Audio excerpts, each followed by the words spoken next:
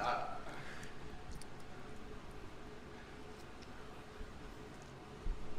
you got me all nervous and shit.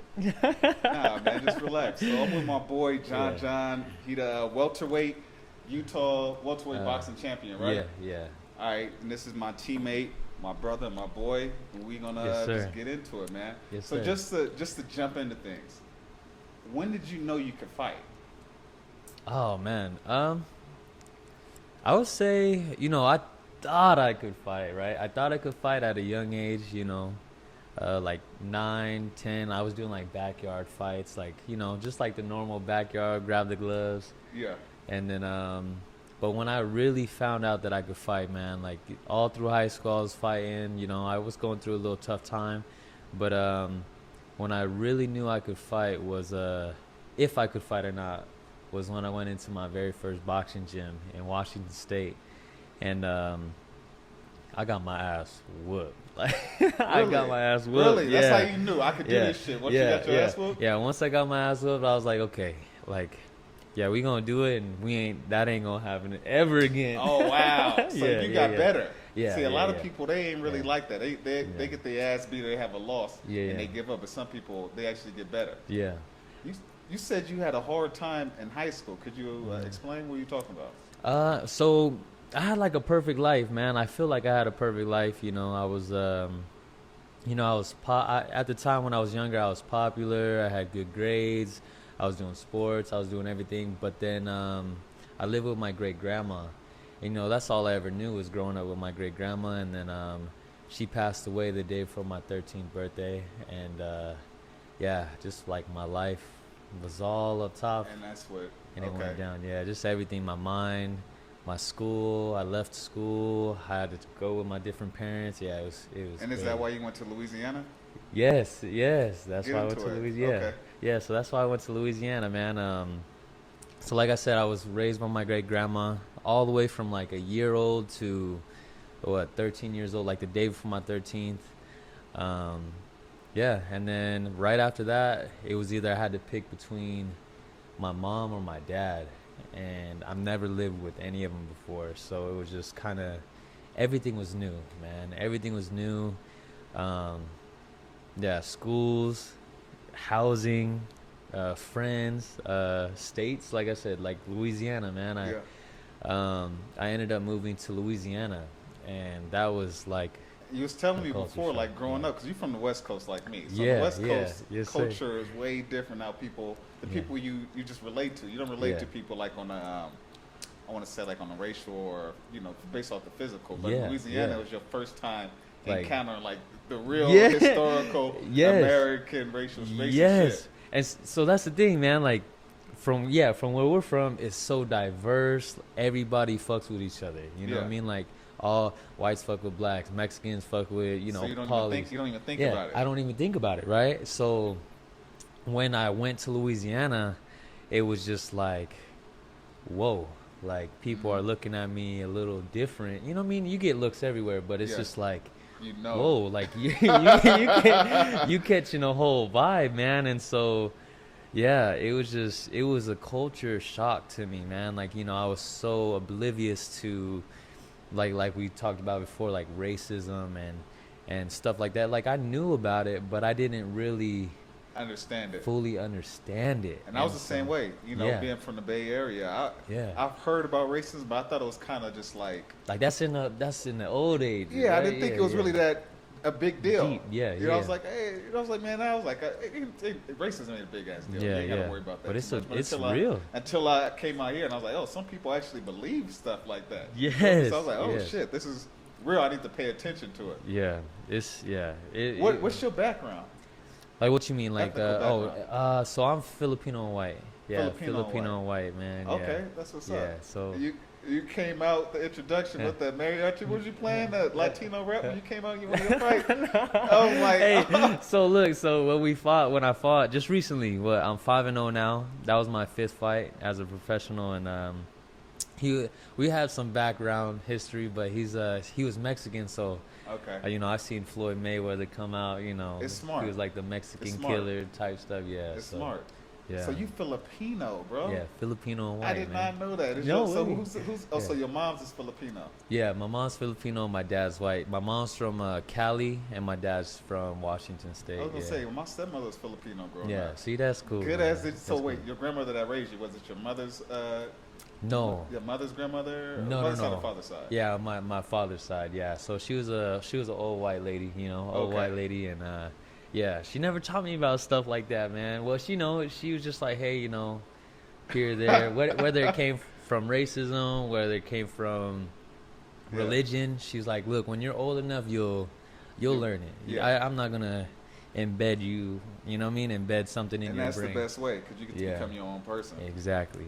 So man. in Louisiana, who were you with? Were you with your pop's side again? With my pops, yeah, with my pops, and that was my very first time ever living with him, man. And yeah, it was crazy because he was always around. Like he would come around, show up. You know what I mean? Like when he was younger, he was down bad. He was into drugs.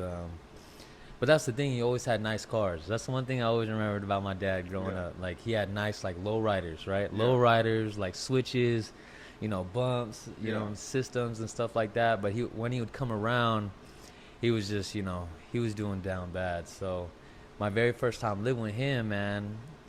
So he went from seeing my pops growing up as like a gangster, right? Like I was like, oh, okay, my dad's hood, my dad's gangster. But then to Louisiana, I haven't seen him in such a long time. When I got off the plane, he was in camo, cowboy hat, boots, and I was like, who is this? He assimilated, Yeah, so I was like, who is this man? Like, what the hell? And so my brother was out there too. And he knew you didn't know.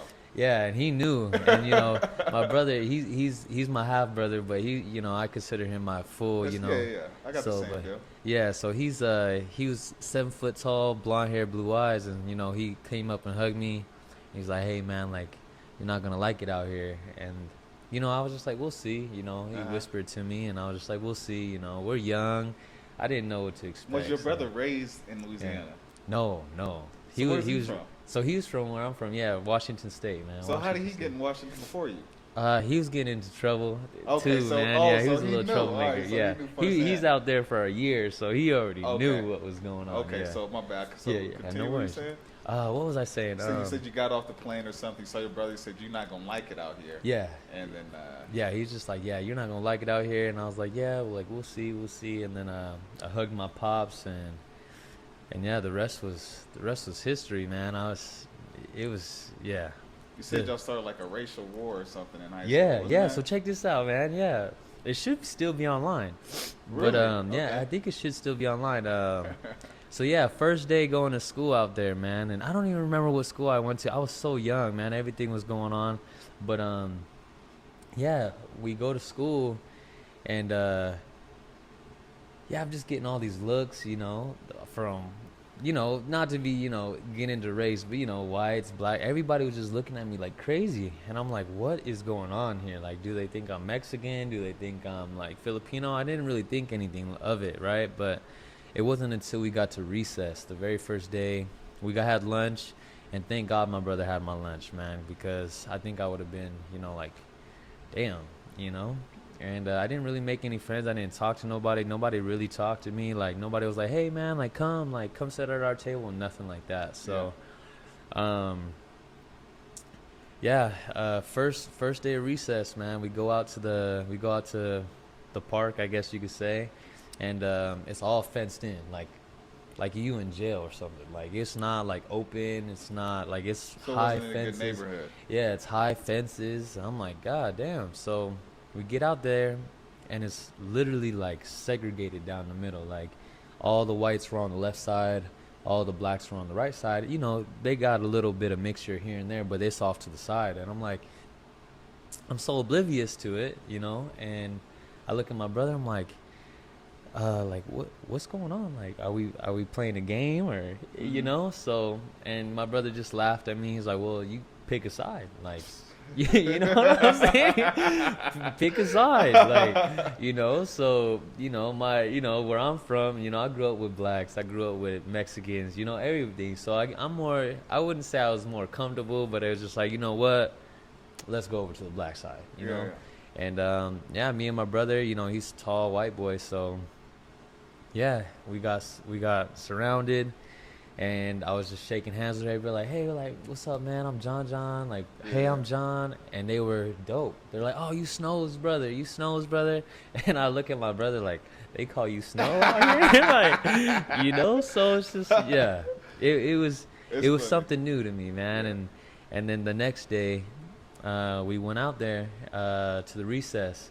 And, I growing up, I was always, I had a lot of friends and stuff like that, but so I always wanted, I want to make friends. Like, I'm in a new spot, let's make friends. You want let's to be comfortable too. Yeah, be comfortable. So, and I didn't think nothing of it, so I just walked over to the white side the next day, and my brother grabs me, and he like almost rips my shirt, and I didn't really have nice clothes back then, so I was like, what the hell you doing? You're just trying to get to know everybody. You wasn't like, trying to do what he said, pick a side. Exactly. Yeah. And he's like, what are you doing, dude? Like, he like pulled me aside and was like, what are you doing? Like, and he's older than me. He's 6 months older than me. My dad got two. Yeah. My pops got the same thing. Yeah. He got the exact same thing. Yeah, I got two brothers a month apart. Yeah, see, that's amazing. Yeah. So yeah, me and my brother were super close, man. And he pulled me aside, and he's trying to do the older brother thing, like, hey, bro, like, what the hell you doing? Like, you already picked. Like, what the fuck you doing, man? And I was like, look, I'm not you. And my brother was always like the outcast to himself, And I was like, look, bro, I'm not like you. Like, I'm trying to I see what you're saying. Be friends. Yeah, so, yeah, man, I went over there. Same thing happened. We got surrounded.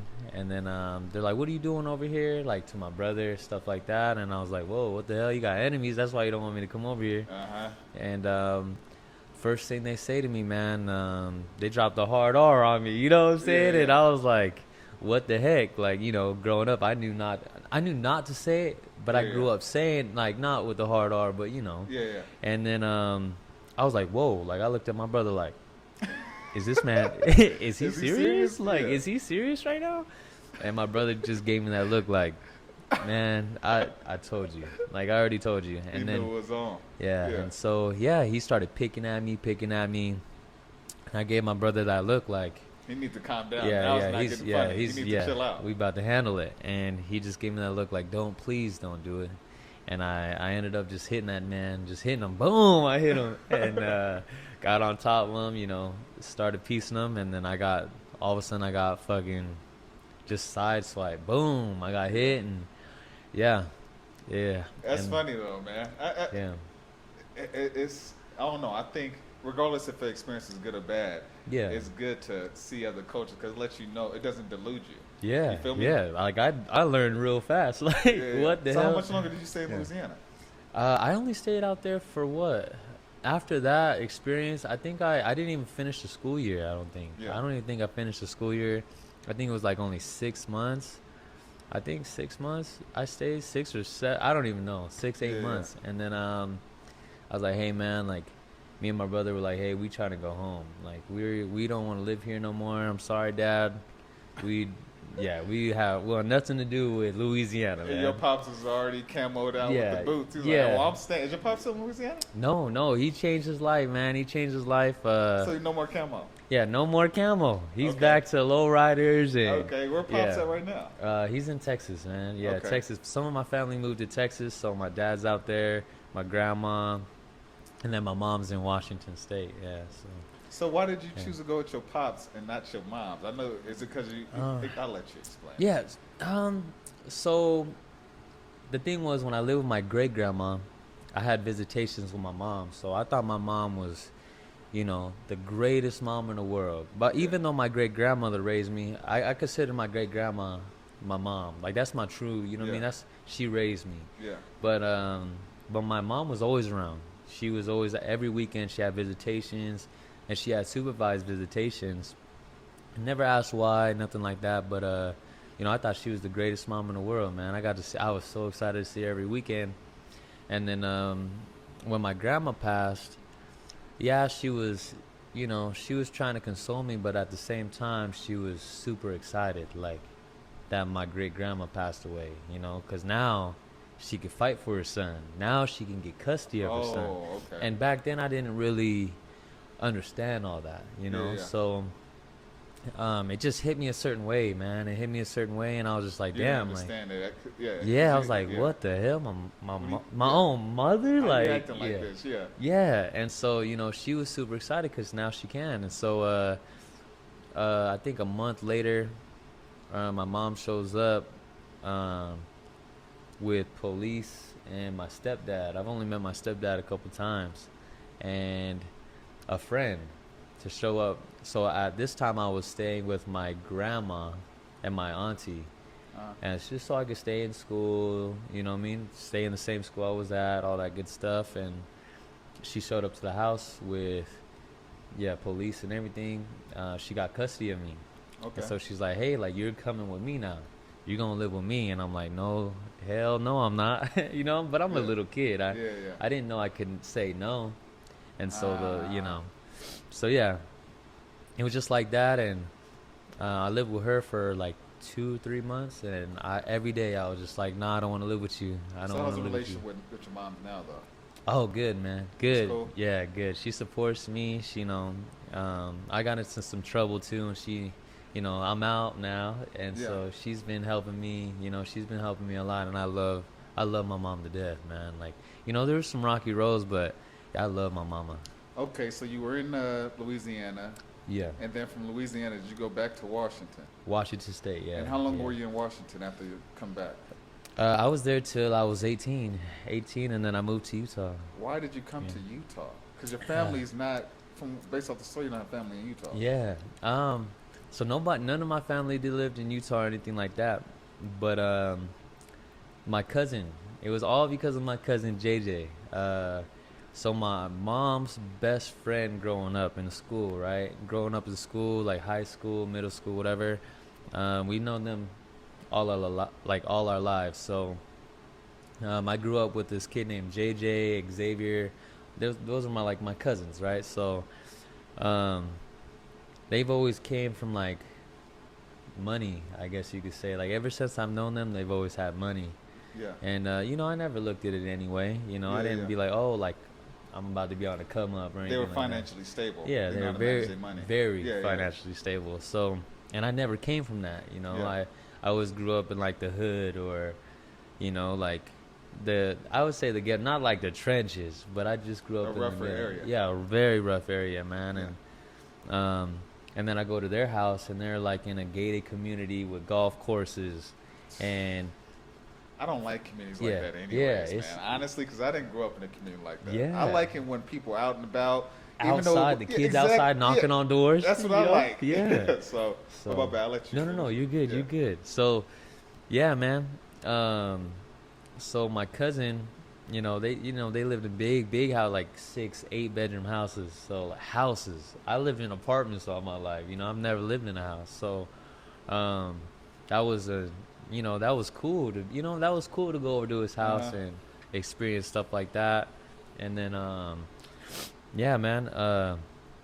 my cousin, he was just like, hey, man, I think I just graduated, and I was over at his house every weekend, man. That was like my getaway. And he was just like, hey, man, we're about to move to Utah. Like, do you want to come with us? Oh, wow.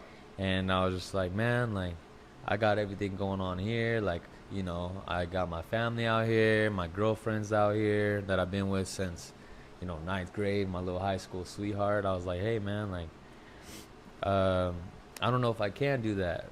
And I was like, and plus, you can't ask me. Your mom got to ask me. I know your mom's never home. She's, she was always on business trips. So, we had like this mini mansion to ourselves every weekend. Oh, so his family was just like go-getters like that. And y'all parents basically grew up together. Yeah. So, so they were cool. Yeah. Okay. So, his family was never home. So, we always had the whole house to ourselves. And we weren't like partiers. We weren't anything like that. So cool. So we would always kick back, man. And Yeah, they fed me a dream, man. His mom talked to me the next day and was like, hey, like, I'll buy you a brand new car. And I've seen it. I've seen it. So, like, I was just like, oh, man, she'll give me a brand new car. Yeah. She'll make sure, like, just make sure you go to school. Make something of yourself. They was trying to help you. They knew getting out of Washington was going to help you. Yeah. And so, yeah, man. I was just like, you know what? Well, I come as a package deal. Let me, my girlfriend's gonna come along too. Like, I've been with her forever. She lives with me now. She's gonna come. She's like, yeah, fed her a dream. Oh, we're gonna make a what is it when they take care of kids and stuff? Like not a nursing home. When they take care of a whole bunch of kids. Daycare. There you go. My bad. Yeah. I'm sorry. They're like, hey, we'll start up a daycare on the bottom floor of our house. Like, you could get your income going. Oh, wow. That's nice, too. Yeah. So we're just like, oh, my goodness. This is going to work. Let's go. Yeah. No questions asked. Let's go. Yeah. And I just packed up all my stuff, man, and I flew out here. Or we drove out here. And then ever since then, man, 2 months later, 3 months later of living in Utah, I became homeless. So 3 months later. 3 months later of Utah. So wait, you couldn't stay with them no more? Yeah, man. Some stuff happened at the house, and they had their own like religion or something like that. I don't remember what it was called, but they celebrated like the Sabbath day on Saturday. I don't Jehovah's remember. Witness? Not Jehovah. It wasn't Jehovah. What kind of religion I don't know is what this? it was. Yeah, I don't know what it was, man. But that was one. That was one of the rules. That was one of the 7th day in Venice. That's what their little religion was called. I'll look it up. 7th day in Venice. Yeah, man. So it was just that? Yeah, it was just that. You gotta to be in my house. You gotta go to school, make something of yourself, have a job, and follow the religion. And that's the only one you broke. And that's the only one I broke. Wow. Man. Yeah, that's the only one. Serious. Yeah, so my cousin wanted to play video games on a Sabbath day. That was our thing. We were so addicted to video games. And I was just like, look, man, we can't play video games. Like, we can't do it. Like, it's a Sabbath day. I'm 2 years older than him. I was like, we can't do it, man. Is this the cousin that told you to come to Utah? Yeah, so he was at the dinner. The dinner. I met him. He was with his JJ, girl. Yes. So his parents kicked you out. Yes, sir. And he didn't know not to play games on Saturday. Yes, yes, bro. That's what I'm saying. Like what? Yeah. So Oh wow. Yeah. So that happened. The sun went down. When the sun goes down, we can do stuff like go out. Whatever. Muslim. Yeah, something like that. You gotta be like Muslim or something. Something, man. Yeah. And so we went out. We took some girls out. And then we came home and all my stuff was outside, man. All my stuff was outside. So okay, so how did you survive being homeless? We're gonna get into boxing too, but this is just good, man. Yeah, so no worries, man. Yeah, how that happened? So she was just like, you can't live here. You can't stay here. You can't live here. Oh, y'all cool now? Me and my cousin JJ, we just started talking, a year ago. Whoa, so it's been years, yeah. Like over a decade. Yeah, so we've because of a video game. Yeah, because of a video game. Yeah, and what got me the most was he never reached out to make sure I was straight. That's the one thing that I held, and I still hold it with me. I still hold it with me. Because that's kind of wild. Yeah, that's we grew up together, man. Like, we've had guns pointed to us. Yeah. Like, I've knocked people out to make sure my cousin's straight, So it's just like, I don't know. It just hit me a certain way. And it's just like, damn, man, you couldn't even reach out to make sure I'm good. Like, I've never had that experience, but I've had experience. Yeah. I've had experiences where there were men that I've loved that I had their back. I would take a bullet for them. Yes. And then for whatever reason, they responded a certain way that just threw me off. Yeah. And, our relationship, it didn't just work out. Crumbled, right? And the older I've gotten, I realize how precious certain friendships are. Because some people, you don't know who's going to be there. Exactly. You know exactly. So man. I feel you on that. Yeah. So, that taught me a lot, man. That whole situation, me leaving my family, leaving all my family to come out here by myself with just my girlfriend or whatever, to becoming homeless, to the one man that I never would think that would switch up You on felt me. abandoned, basically. Yeah. Oh man, it was crazy, man. And so that taught me a lot about friendships. That taught even now, like, you know, I don't really have that many friends. You know, saying, you know, we talked about that before when we're training. I don't really have that many friends. Like I got, you know, I'd rather have 4 quarters than 100 pennies. You know, so, you know, I barely have any friends, man. I'm always in the gym, or I'm working, or whatever it may be, or taking care of my kids, man. So, but yeah, so it taught me a lot. How did your girl respond to being homeless? Because she was with you. No. So we separated a month after being in Utah. A month so after you guys being were in Utah. together for 5 years in Washington. 5 years. Utah, just 1 month. 1 month. I sent her back home, and I was so hard-headed, man. I was still learning, you know. I was still a kid, even though I was 18. So it was kind of just some goofy shit. Something y'all could have worked out. Yeah, something we could have worked. Yeah, something we could have worked out. But I was just so hard-headed and stubborn. I was just like, look, I'll send you back home. You can have all my money. I'm going to make it out here. I'm going to prove to my family that I'm not. You're going to figure it out. I'm going to figure it out. And that's what I did, man. Like, okay. 10 years later, here I'm at, you know. Here I am. Well, you're not in a bad position. Yeah, you're the welterweight champion. You okay, feel me? Okay. Let me get this on the camera. It ain't as bad as you think, man. We're still young. I know I know you probably was taught the same thing that I was taught. You know, by the time you're 30, you got to have it figured out. You got to have it People figured don't start figuring shit out till they like 40, bro. Yeah, 35, 40. Real talk. You know what I'm saying? Like, I had to figure some stuff out. The thing is, I just didn't fuck up too much. Yeah. But I wasn't perfect. You feel me? Exactly. Nobody is, man. Yeah, you got to figure out what's good and what works for you. Yeah. Boxing, man. So you said you left off. You said you got your ass kicked. You went to this gym. Yes. And then how did you how did you really start getting good at boxing? Like, who's this guy that whooped your ass? What's this all about? Oh man, what was his name, man? I don't even remember the dude's name, but he wasn't even a professional. He wasn't even like. It was like a kid that I would think that I would just beat up. Like. I see. Yeah, and I was like, whoa, like. You really just whooped my ass, man. You know, it got to me a little bit. You was like, yeah, okay. It humbled me, man. And I just trained after that, and I learned how to throw a correct punch. You know, the trainers. What is Cal's Boxing? That was my very first boxing gym. It was in the garage. Had thin ropes. If I went on the ropes, like my back would get cut. Beat down gloves, like gloves with like foam coming out of them, you know. And I was just like, man, like I really love this shit, man. And I just fell in love with it. And then I took my very first fight. My coaches wanted me to take my very first fight, Golden Gloves fight. I've always wanted to be a Golden Glove champion, man. And they're like, yeah, you need to get down to 141. You know, I'm 6'3". I was like, 141. I didn't know how to cut weight. I'm this amateur boxer. They don't really teach you how to cut weight. And, you know, in some sports, some coaches don't know to tell you those type of things. So they're like, get down there. You want to be a Golden Glove champion, right? And I'm like, yeah. Then make the weight and we'll fight. We'll lie about how many fights you have to where you could, you know, do the competition, your Golden Gloves competition. And I did, man. I made the weight. I weighed in at 139 on weigh-in day. I took the fight, but I dropped too much weight, and my body went into shock, man. It's funny that happened to you. Yeah. I lost like 50 pounds for a fight. And I had the same thing. See? It just wasn't. I wasn't moving the way that I should have been moving. Your body just reacts a certain way, man. And, I took my very first fight.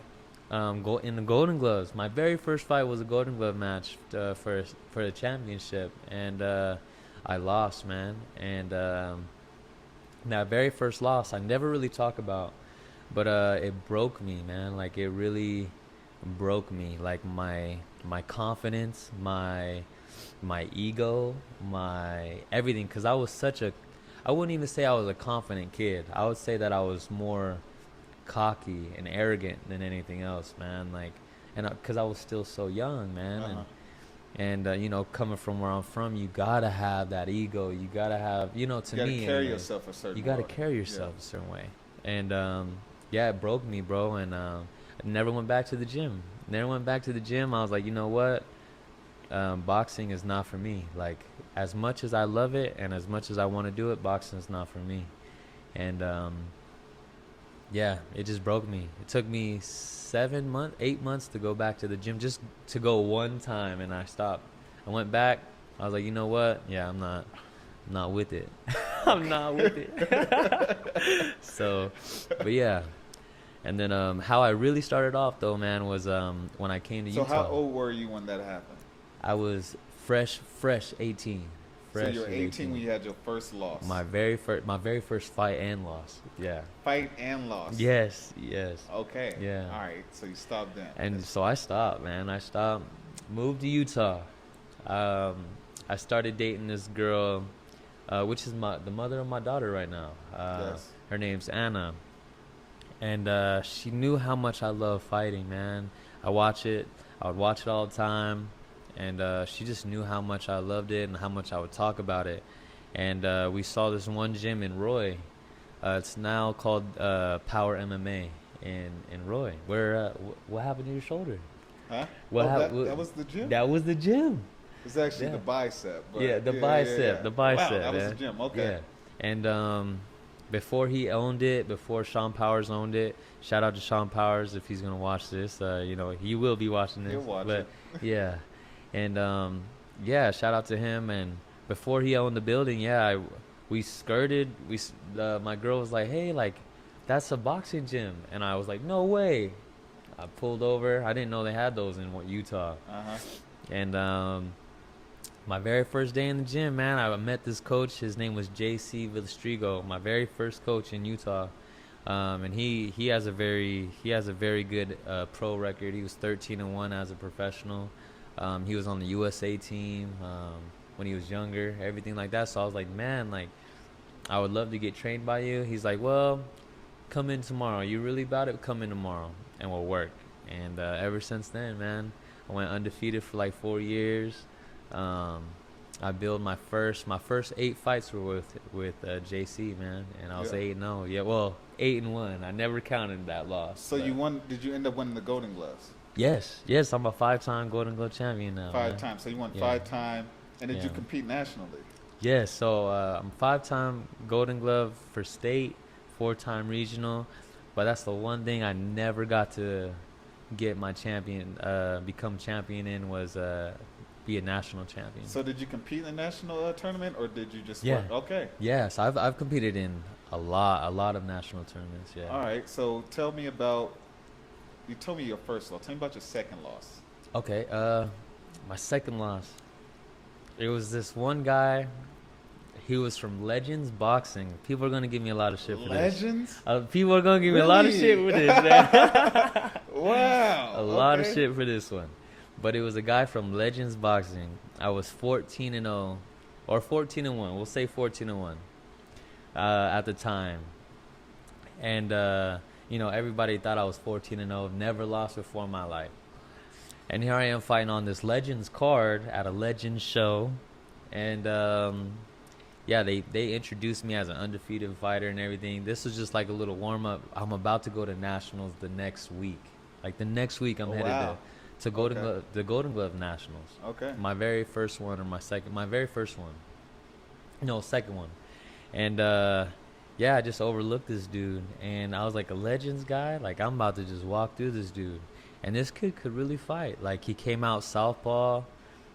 First punch, he threw a double jab, left hand to the solar plex. Oh wow! And you rarely see that. And I've never seen that before. And it caught me clean, man. It didn't drop me, but I played it off. I was like, holy shit! Like, my air is out of me. I had a lot of people there watching me, and then I lost that fight. I gave him his props. After the fight, he told me, he was like, hey man, like, I was really scared going into this fight. Like, I look up to you. Like, you're the best in Utah. And I'm like, man, like, I appreciate you, but you're the best now, bro. Like, I'm like, you're the best. You beat me, so I got to come back and beat you, man. You know. And who was this guy? What was his name? Oh my goodness, I'm bad with names. And he's man. Not fighting no more. I just retired him last year. I retired him. Oh, so you fought him? Yeah, so I fought him again. But he didn't fight me for a whole year, man. I He tried was to fight him. nervous. Yeah, I tried to fight him 3 times, and he had to fight me in Golden Gloves the next year. And yeah, I whooped him. I whooped him, man. And I was like, "You're not beating me, man." When did you become smooth at boxing? Because I feel like myself, Yeah. I know I have talent. I know Yes, I you can do. punch hard, but it's like it's coming Yeah, together. and you For can move. You can Yeah. move. For everybody that's watching, listening, watching this. This man can move. Once he gets his movement down, it's over. Once he gets his arm Right back, his on. bicep back, it's over, dude. You I guys, appreciate that. yeah, for real. But how for did real. you? When did it become smooth? When was it effortless to just get those punches, see the openings, and just catch them? That's my thing, man. I love being smooth. So I felt like I always had it, right? But in the ring, I always tell everybody this, all the upcoming fighters that, that look up to me or ask me, it took me 35, like 33, 35 fights to get my confidence from my very first loss. It took me 35 fights to really be like, okay, like I can be myself. I don't care what anybody thinks, how I throw a punch, if it looks ugly or not. I don't care what people think in the crowd. Like, I was like, I'm just going to be myself, whether people like it, people love it, whatever. Like, I just didn't care. I was just like, you know what? Like, I really got to be myself in there. And it took me 35 fights to do that. And then after that, man, got my confidence to everything. It was a wrap. Like, I was saucy. You can see the punches coming. I can tell you in a whole nother like element right now when you're fighting, man. Yeah, man. Thank you. Okay, so when did you become professional? When did you stop going from amateur to pros? It was right after, so some stuff happened and I got incarcerated for a whole year. And right after I got out, I was going to do one more Golden Gloves and one more national tournament before I went pro. I wanted to build my name a little bit more. I felt like I still had something to prove, but I was getting older, and then some stuff happened and I couldn't compete amateur no more. So I was kind of forced into going pro. Since I couldn't do amateur, I was like, you know what? This is the only thing I know. Mm-hmm. Let's go pro now and let's take it. So in 2021. So why couldn't you continue with your amateur? What happened? So with the charges that I got and stuff like that, you're gonna have haters everywhere you go. Yeah. Yeah, and so somebody from Utah, I won't name no names. Yeah. Hey, yeah. What do you say? This is the podcast. Yeah. I'm putting together right now. Yeah. A non-profit for Utah boxers. So his name will come up eventually anyway. So I mean, damn. if you don't want to put it up, you don't have to put his name out there. But yeah. Hey, I mean, this is boxing. This is life. So everybody got it. Let's just say we don't support any gyms that are coming out of Pace in Utah. Okay, we don't support gyms that come out of Pace in Utah. No, I support the fighters. I just don't support the coaches out there. Yeah, I know who he is. Yeah. So what happened? Yeah, and so somebody reported me to Safe Sport with Utah Boxing not Utah Boxing, USA Boxing. There's a Safe Sport, and everybody, when you sign up to be a register as USA Boxer, you sign a Safe Sport, thing, whatever it is, and so you have to follow those guidelines, those rules, and sorry, my nose is a little runny, but yeah. I broke them I didn't really break them, but, people get in trouble all the time. People make mistakes all the time, and I got reported to Safe Sport. If nobody would have reported me to Safe Sport, I would still be able to. And what's the beef you have with this guy that reported you? Because you guys continuously have beef. So it's weird. So when he reported you, were you guys cool? Did it catch you off guard, or we all it never? It caught me off guard when he reported you. Yeah, just like that. So he been watching you for a while. Yeah, and he didn't like you for a while, and he just like, okay, I'm gonna get him out of here. And that's the thing. Like, he's always showed me. I've always showed him love. I've always showed his kids love. His kids are amazing fighters. That's one thing I can't take away from him. His kids are amazing fighters, man. Maybe not the other people in his gym, but his kids are amazing, bro. He trains them real well. He puts his time into his kids. But there was at one point where he wanted me to come to his gym, but I told him no. I was loyal to my coach. So, and When I got incarcerated, I went to jail, and I actually had my little brother, that I considered my little brother, go over to his gym and to start training over there. I'm like, hey man, like, it's close to you. He's a good trainer. I think he's a good trainer. I think he is. I've never been trained by him, but his kids are good. Yeah. So yeah, head over there, man. Like, while I'm in here, you got a whole year to train. Don't stay focused and stay on the grind in boxing, because you're gonna make it. And a week later after that, I sent him over there.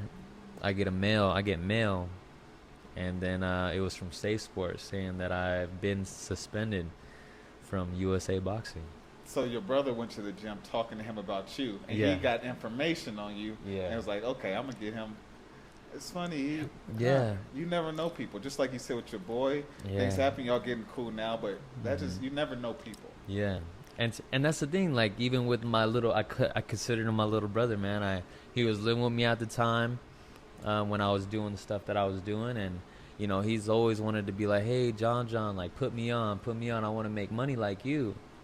And I'm like, dude, no, hell no. Like, I care about you. Why would I put you in a situation, like, you don't need to do that. You're young, stay in school, focus on boxing. I'll take care of you. You know what I mean? I'll take care of you.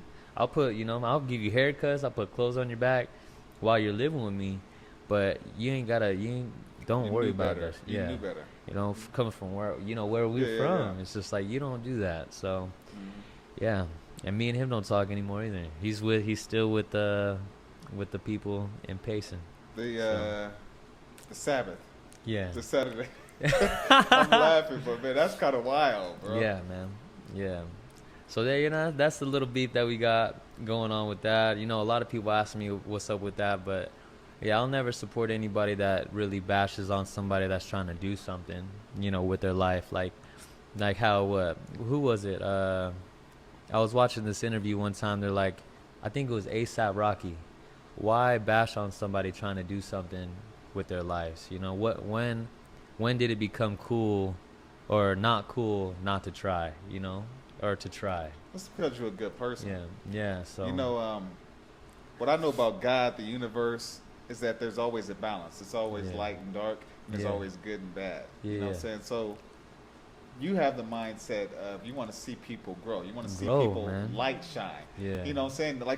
Like your highlights from your fight, when you was just, he was moving, he was shaking, he was hitting them, he was ducking, he was falling on the floor. Yeah. Some people love that. Some people look at it and say, oh, he's too cocky. Oh, I don't like his style. Oh, he can't.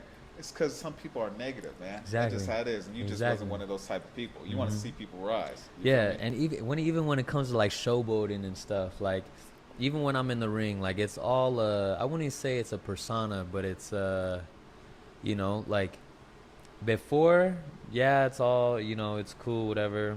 We're leading up to the fight. I'm gonna talk shit. I'm gonna build the fight, right? I'm an entertainer. I'm in the entertainment industry, right? I'm a fighter. So, but in the fight, I'm gonna disrespect you. I'm gonna make you look stupid, like, make you feel like you shouldn't be in there with me, to physically, mentally beat you. But after, it's all love. You know what I mean? I'll embrace you. I'll tell you how great of a job you did. Like, you know what I mean? Like, well, give you your props. You have to be yourself. You feel me? I mean, I was just watching the interview with Mike Tyson, and he was saying that the most important thing is know yourself. Because when Mike was coming up, he was trying to be the street dude. And then when he got out of the street stuff, he was trying to be like the goody, middle-class prepper, he said, dress right. Yeah. That didn't work. He said, but what he learned as he got older, I just got to be me. He's like, people love me because I'm humble and I'm me. And that's ultimately, when you in that ring, you got to be you. Exactly. You got to shine your light. Yeah. How did you get incarcerated? So check this, man. How I got incarcerated, how it all led up to it, man. So I just got done 2019 Golden Gloves at the National Golden Glove Tournament.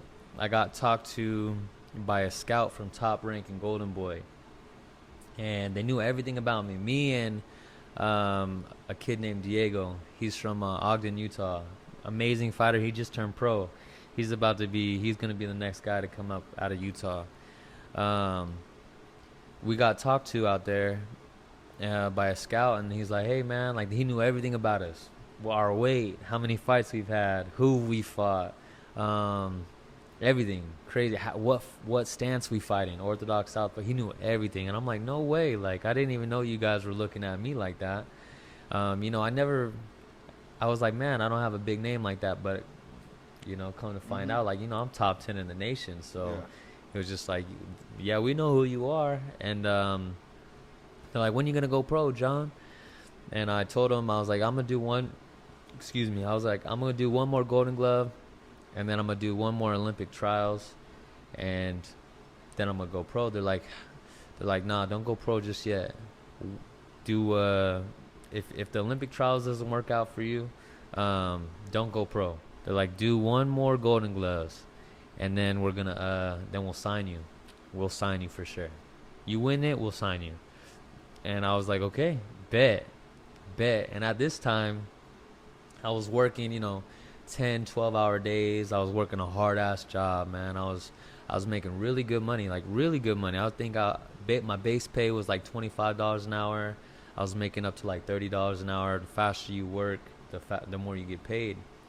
And so I'm just beating myself down at work, but then here I am going to the gym 3 to 5 hours right after the work. I wake up at 4 a.m.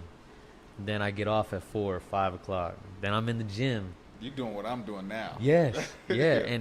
And it just, I'm working my ass off, right? We're grown men. We have to work our ass off. We're the men. We have to provide. We have to do everything.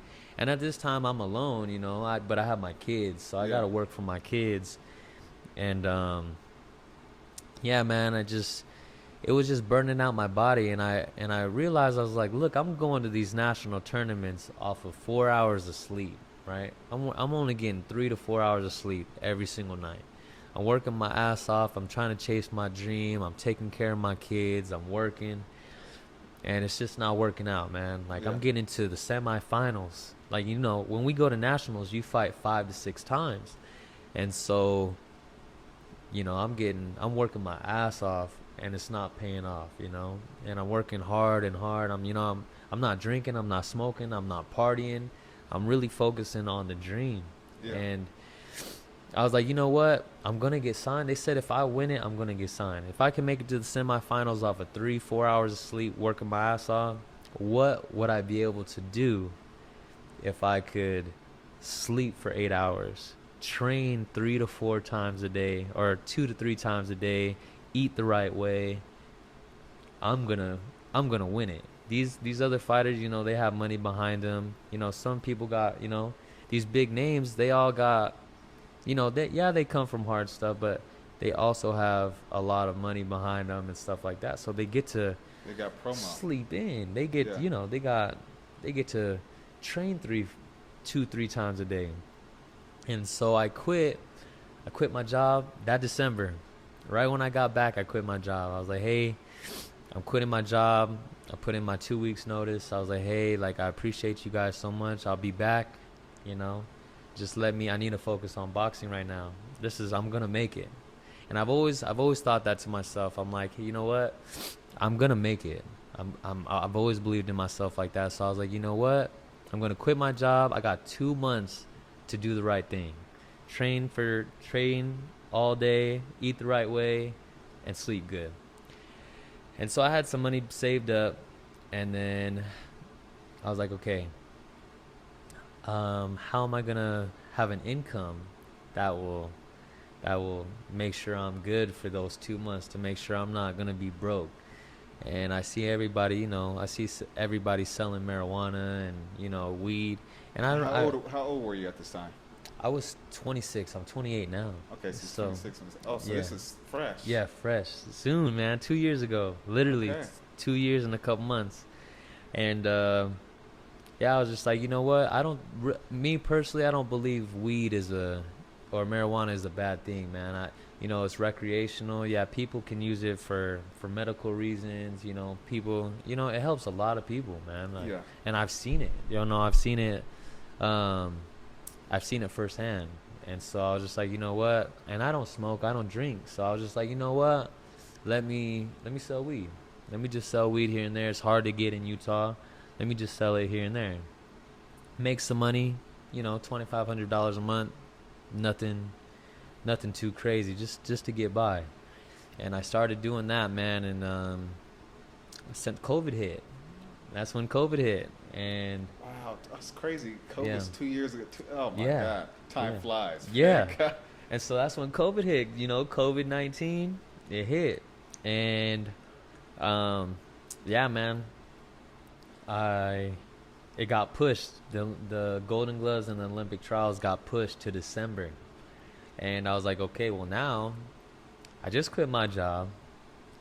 What am I gonna do to make money? I can't go back. Well, should I go back? Should I just quit again? I don't want to keep doing that. That's my career, so I'm not gonna look bad in that. So you know what? Now I got a whole year to get ready. Yeah. Imagine what I can do. To be on point. Right? Yeah. Imagine.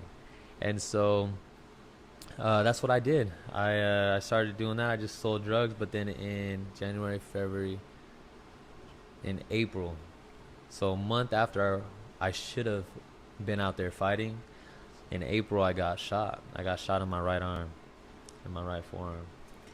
Yeah. And that's how you got locked up? That was leading up to it. Oh, wow. So you got shot. So I got shot in April. So you quit your job in December. 4 months later, you got shot. I get shot. Oh, okay. Yeah. And I should have been fighting. You weren't fired. Yeah. So, so I should have been fighting at that time. You should have been fighting. Fighting. Yeah, no worries. Yeah. And so I got shot. And so I was like, well, damn, now my boxing career is over. I can't go back to work because it's a very physical job. I have a year to recover. They said it's going to be 9 months to 12 months to recover fully, or to at least start doing what I'm supposed to be doing. And I was like, well, damn, what am I doing? I'm selling drugs right now. Let me sell marijuana until let's really make some money doing this, to where I could sit down, I could take care of my kids, take care of myself, and recover. And that's what I chose to do. I just chose to sell marijuana, but I took it to a whole nother level. I wasn't making $2,500. I was making, on record, big bucks. The big bucks. Yeah. Like feeling like Ricky Rose.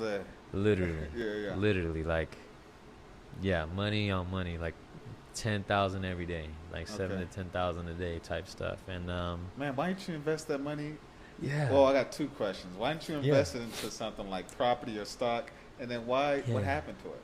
So, so now I'm part of a homicide, right? I got shot, now I'm part of a homicide.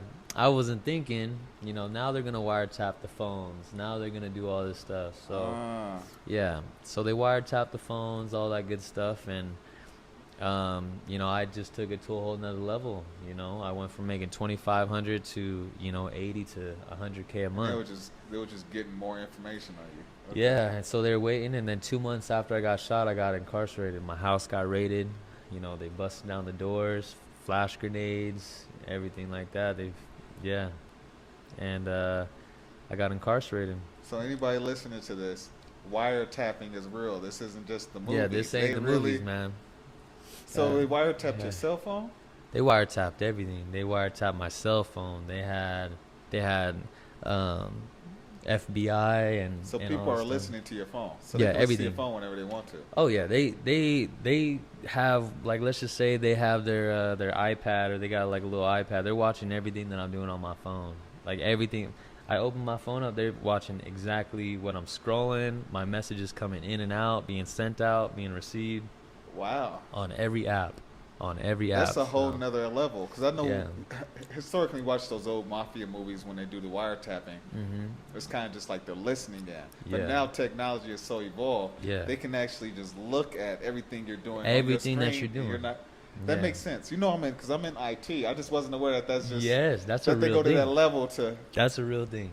Yeah, man. You know what's crazy is my cousins, they were talking about, like, I don't know, it was saying like something like, don't get Google Maps because Google Maps about you and all this stuff. And I was like, that's not what you need to worry about. What you need to worry about is, like, look at everything around us is smart now. We got smartphones, we got a smart TV, we got smart cars. Everything. And now listen to what you're saying. They can hack into anything that is smart. And all they need is a search warrant.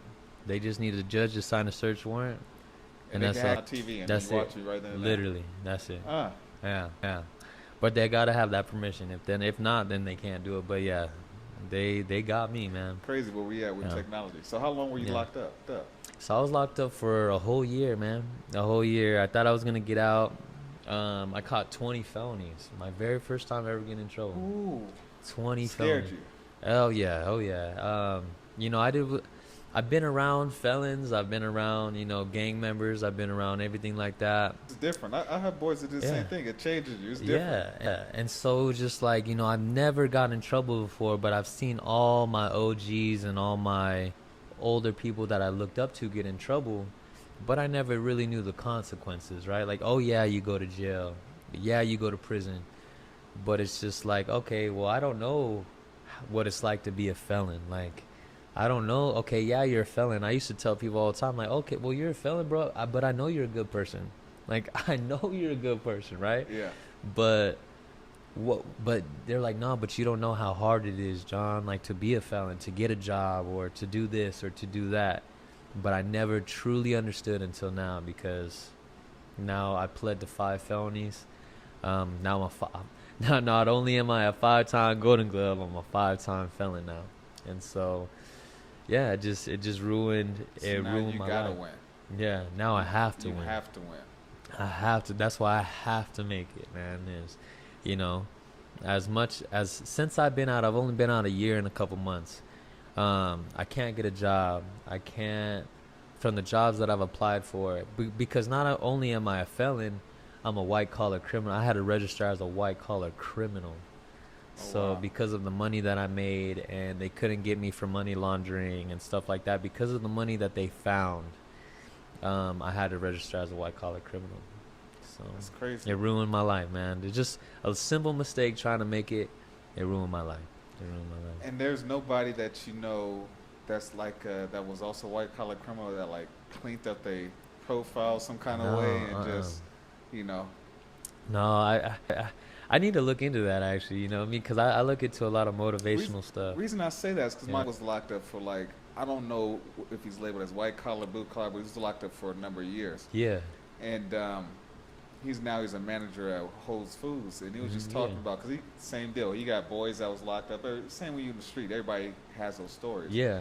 And he was just saying, like, he got people come up to him like, hey, man, hey, Big Al, Big Cat, how you? He's like, man, it was hard. He's like, I had to go. He said I had to do so much shit to, like, fix my situation. He had to go to school, get something, but then he had to do all this other stuff that I don't even know, to actually clean up his record, everything. Yeah. So that he can actually get in a position to have the job he has now. Exactly. It isn't a glamorous job, but he got a good job. But you know what I'm saying?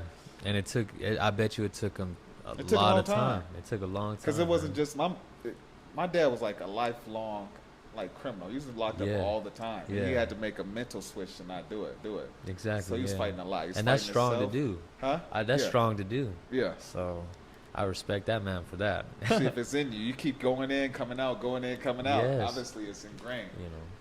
So after you get out, you decide to go professional. Tell me about each one of your fights. So right now you have 5 total, right? 5 total. So let's go through each one. Who was your first fight? Yeah, my first fight was at a guy from Arkansas, and it was at 147. I guess they told this guy that I was, I wasn't very good, all that good stuff, so he could come in. I guess he was 0-2 or 0-3. He had no wins on his record. And he gets here, shows up, gets on the plane, and they tell him that I'm like a 15-time national champion, which is a lie, right? Which is a lie, but scared the shit out of this kid. And, I have him on social media now and stuff like that, and, he really wants to make something out of boxing, man. I told him, like... He works hard. Yeah, he works hard, man. Like, you just got to keep doing what you're doing, man, because... But, yeah, we fought, me and him fought. I knocked him out in like 40-something seconds. Really? I think, yeah. Knocked him out in 40 seconds. My second fight was in Wendover in Utah still. It was a guy, I told my promoter, or he's not my promoter, but he's the promoter that I fight for. His name's Flash. I told him, I was like, look, man, I need some some real competition. Like, I'm a real fighter. I don't want to fight these bums. Because it's gonna hurt you down the road. Yeah. Fighting those same people. And he's like, okay, we'll get you a fight. You want a real fight? We'll get you a fight. I fought a guy who was, I think, 2-0 at the time. He was 2-0, but he was from Mayweather's gym.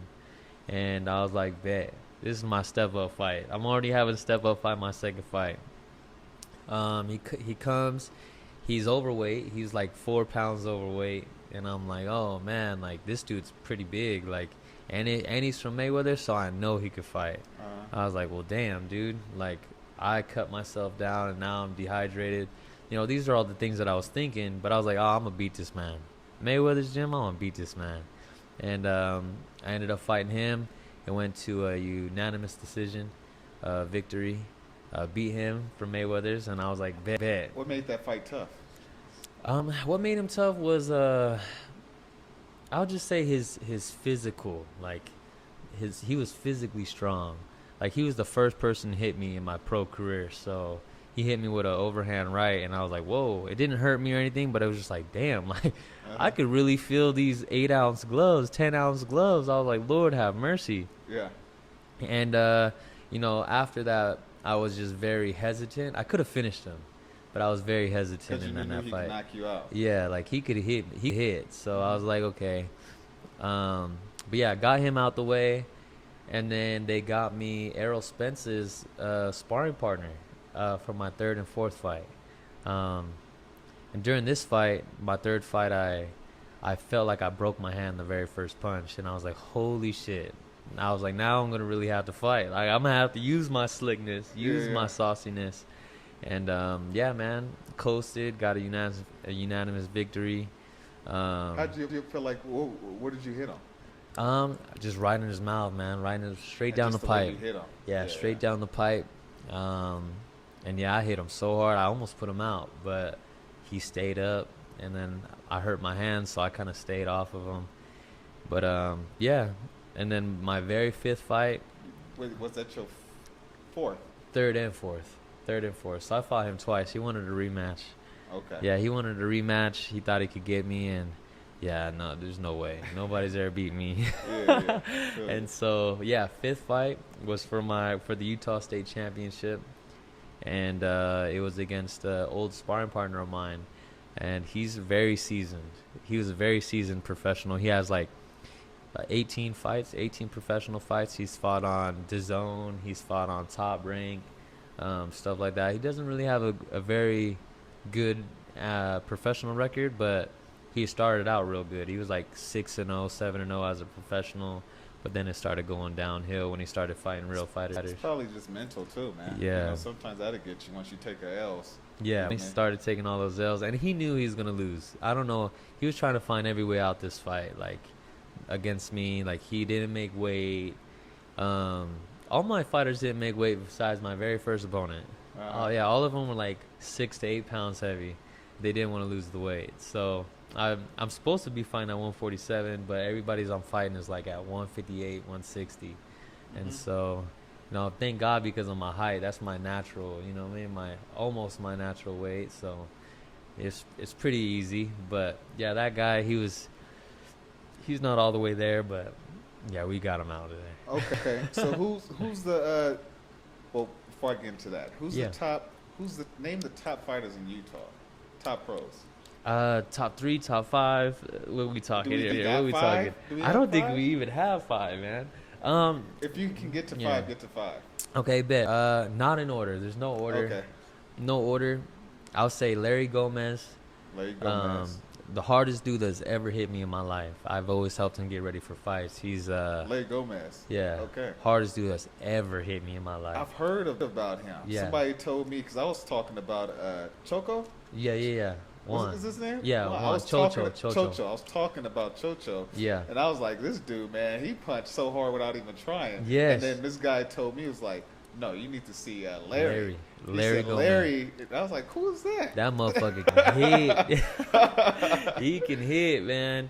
But yeah, Larry Gomez, I'll say, man. Larry Gomez is up there. Myself, I'll put myself up there. Juan, Chocho. These are like, I would say those are like the top 3 Utah fighters right now that are professional. Okay. Other than that, man, I don't think And we then like really, a heavyweight. you know. Call it heavyweight. Oh, there's Pat's out here. Pat, he won the Pan Ams. He's a bronze medalist in the Pan American Games. Yeah, he's real good. I didn't think he was out here, but he's out here. I know he fights out of Vegas, but in Utah, I'll say those are the 4 top guys right now. Like the 4 that you Solid. tell me who's the best. Those 4 are the best, Easy. the best fighters right now out of And Utah. then who's the top amateurs right now? Ooh, top amateur. Like real talk. Who's the top ones? Real talk, top amateur fighting out of Utah right now. I don't want to be biased, man, but I would have to say the top amateur who's really making noise, or really doing something is, and I've seen him come a long way, is probably Dylan, man. Yeah. Dylan, I don't even know how to pronounce his last name, but Win. yeah, Win. Dylan Win. Yeah, the Asian boxer on Instagram. Yeah. Yeah, I would say he's probably the top amateur right now. He's the one that'll fight anybody. He'll travel and fight anybody. He's a dog. He's really coming along, man. I would say the top 3. I would probably say Dylan, Isaiah. He fights out of a different gym. He fights out of Larry Gomez's actual gym. Really? And he ain't no joke. He's stopping he's knocking out all his opponents. So Isaiah, I haven't seen him. Isaiah. What weight class is he? He's at 147, so he would be at my weight class right now. Yeah, he'd be in my weight class. He ain't no joke, man. He's an upcoming amateur. He's going to the National Golden Gloves. And I'll say Dylan, Isaiah, and I'll probably say oh man. Oh, I gotta give my little man a shout out. Lil BumpTime. Lil BumpTime and Osmani. Lil BumpTime and Osmani. Your son. Yeah. No, he's not my son, man. Everybody thinks he's my son, but he's my other coach's son. Yeah. You trained him? Yeah, okay, I trained him for sure. Yeah, Lil BumpTime. That boy, he's gonna be a world champion. How did you get the nickname BumpTime? So a lot of people think I made it up, man. A lot of people think that I just started calling myself that, but there's this team in Washington, D.C., Headbangers.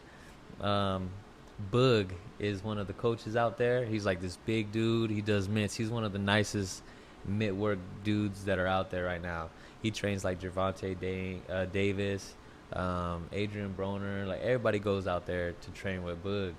And I would always watch all his videos, and he's like, "Oh, it's time to bump. It's bump time. It's bump time." And I was like, you know what? Like, I'm taking that. Like, I'm stealing that. Jon BumpTime Bryant, man.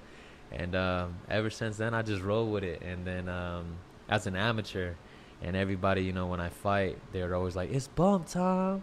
It's bump time." Oh, man, it's the best feeling in the world. Yeah, it's the best feeling in the world, man. How did you get linked up with How'd you get linked up with our coach? Joe Bish. Bish. So he's been around for a minute, man. He's been around for Because you was with another coach before that, then you went to Joe. Yeah, I was with JD, Julian Stevens. I was with him for 4 years. And, I've been with him for years, man. My whole amateur career was with JD. Yeah. And so, when I went to jail, me and him, didn't really see eye to eye on some things. And, was it because you got locked up or just other stuff? It was when I got locked up, and then we just didn't see eye to eye on some certain things when it came to, like, I guess you could say, like, loyalty and stuff like that. So we fell off. Okay. Like, we still talk here and there, but he'll reach out to me here and there, but I don't really You just moved on. Yeah, basically. I just moved on. And I was like, damn, I don't have no coach. Like, what am I going to do when I get out of jail? Who am I going to go to? I've been to every gym, every gym I have respect for in Utah, every gym, besides in Payson. But you know, I fuck with every gym, and so I was just like, you know, I've seen every coach. How do they train? How do they react with their fighters? So I'm thinking of all this stuff in jail. I'm just like, you know, I don't want to have like kind of like the same coach that I just had. I want to have somebody that's really, really dedicated to their fighters, really wants to see them do the best they can, you know, bring the best out of somebody. And so I was like, you know what? Who matches that description?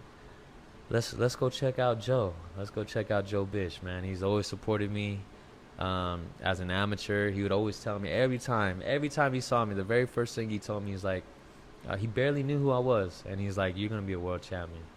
You're gonna be a world champion. He's never asked me like, hey, leave your coach, come over here. Every coach in Utah has asked me that, like, hey, leave JD, come over here. You're more than welcome over here. Like, and I was so loyal to my coach. I was like, nah, like I'm good. And Joe Bish was the one person that never was like, hey, leave your coach, you know, leave your coach, come over here. I can train you better. And I was like, you know what?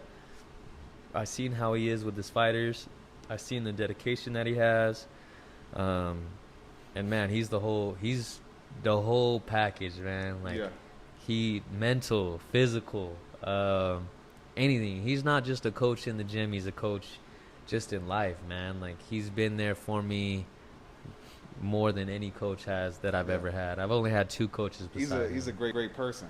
I'm amazing. Blessed. I feel like I'm blessed to connect with Coach Bish because I've been trying to fight in Utah for a while. Yes. And my thing is, you know, I have an athletic background and I pick up on things fast. Yeah. And I just felt like a lot of the coaches that I worked with, they would just get jealous. Yeah. I can tell they wouldn't want to work with me or train with me. But Coach Bish, I told him too personally. I was like, man, he wants to see everybody win. Everyone. He doesn't dim anybody's light. He wants to see everybody become the best version that they can become. And I was like, that's rare. And that's why I stuck with Coach Bish. I was like, man, this dude, it feels good to be in the gym. He's the real deal, man. I'm telling you. Just the, you know, I go off of vibes, right? I go off of vibes. I go off of energy. And just walking into the gym, it's just good energy, man. Like, it's good energy. He has, I got so much to say about Joe, but he's the man. He's the fucking man, and I will have him my whole pro career. My whole pro career. I'll never, and even if I go and I need something better, let's per se, I need something like better training, whatever. He wouldn't have a problem with that for like a second. He'll never have a problem with that. He's like, go do you know what I mean? Do you. He won't ever be like, oh, don't forget about me. Go be the best you can be. And I'll always bring him along. No matter if I move on, no matter, he will always be there. No matter what, he'll always be there. That's what's up, man. Yeah. That's what's up. What was I about to say? And the pros. Who are the fighters in your weight class? Oh, I got one of the hardest weight classes, man. I got Terrence Crawford. We got what? Errol Spence Jr. We got, who else we got? The guy that's coming up. I look up to him a lot. Boots. Jaron Ennis. That man can fight. He can fight. Those are the top 3 of my weight division right now. But yeah, we got a lot. We got a lot of fighters in there. Out of those fighters, who are the most impressive to you? Like somebody that you really respect? Like, I don't really. Don't knock me for this, but I don't really. I see Errol Spence. Errol Spence is a good fighter, but he doesn't really impress me at all, man. Like, I know he just became undisputed and all that good stuff, but yeah, I would say Boots, man, because he's so slick. He could fight both ways. I could fight both ways. He's physically strong. He's good. And Terrence Bud Crawford, man, he could fight both ways. Like, those are the top guys. So what do you mean fight both ways? That means southpaw or orthodox or backwards forward? Okay. Yeah, southpaw, orthodox. They can fight both ways, and it's the same. Like, it's not like, okay, I'm a little bit better at southpaw or I'm a little bit... No, they can fight both ways, and yeah, they can... And you said Boots, that's his name? Yeah, Jaron Boots Ennis. Okay, and what... Yeah. So his elusiveness impresses you. Why doesn't Terrence Crawford, although he's the undisputed, what about him makes you think, Oh, man. I don't know. Terrence Crawford, I've never really studied him. I think he's the pound for pound best right now in the 147 division. I think he's the top dog. Even though people think Errol Spence is, like, Terrence Crawford is the top dog. I think Terrence Crawford's going to beat him. But I've never seen, he's not slick and flamboyant. Like, he's not like Boots. Straight. Boots is flashy. And I don't know why, but I just That's love. who you are. Yeah, I love that. So, like, I really look up to him, and I hope one day we could share the ring together, and I beat him. Okay. Yeah. So who do you want next, man? You know, anybody, man. Like Adrian Broner said, anybody can get it, man. Well, AB been getting his ass beat. He been getting his ass beat. Anybody He real can talk, get and it. he's a good fighter, but it's all in his head, honestly. Yeah. I can tell he got a lot of problems going on in his life. He does, He's a good fighter, but he been losing. Yeah. I'm sure you look at the top 10, top 20 fighters in your weight. I'm sure you do. Mm-mm. In that weight class, I'm sure you can beat. You say, so I'm gonna beat everybody. Yeah. But who's the next guy where you like, you know what? I want to fight this dude. This guy, fight this guy. It's gonna put my name out there. Really put me on the map. Oh, Danny Garcia.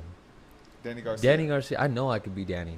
Like, and I hope he sees this. Like, I'm 5-0 as a professional. He has way above 35 fights, I believe. Like, I know I could beat Danny Garcia, and he's a big name. He's from Philly, I think. Yeah. Okay. And he was a world champion. He was a ex-world champion, and he still has a big name. So he just has that no look left. I know everybody says that about him, but I could beat him easy. Like, okay, easy. So you want to get Danny Garcia next? Yeah, if I can get Danny Garcia, I would love that fight. Okay. I would love that fight. Let's like, make get it, my let's name make out there. Let's make it happen, man. Yeah, I would love that fight, man. Okay, so any I want to say any closing statements, man. Anything else you want to say? Just I appreciate you, man, getting me on here. I'd love to give a shout out to my kids, Nova and baby Jay, and all my sponsors, man. All my sponsors, and to everybody that believes in me. My sponsors, we got Jeff Gilstrap. He's a massage therapist, a sports massage therapist. We got Tim Goodwin. He's a chiropractor. He's one of my chiropractors. He works on me. Who else we got? Right now? We got 0 to 100 supplements. They're the best supplement brand that I go through right now, and they, my body's getting good because of them. Other than that, I don't think I really have any other sponsors or anything to shout out. But yeah, I'm still looking for sponsors. Okay. I'm still looking for sponsors.